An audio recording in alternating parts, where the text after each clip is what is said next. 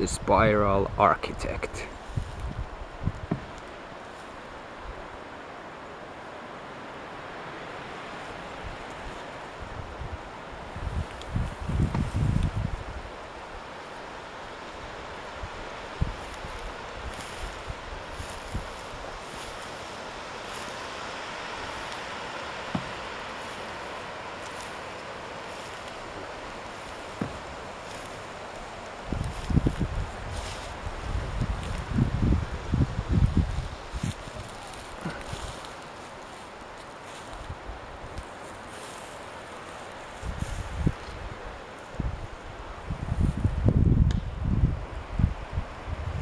Onpas kummallisen näköinen kasvimaa.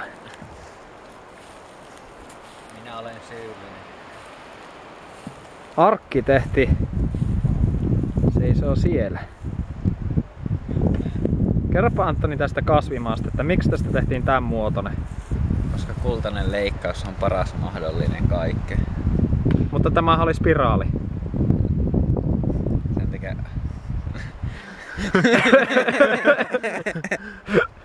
Ei, me meinattiin maksimoida viljelypinta-ala.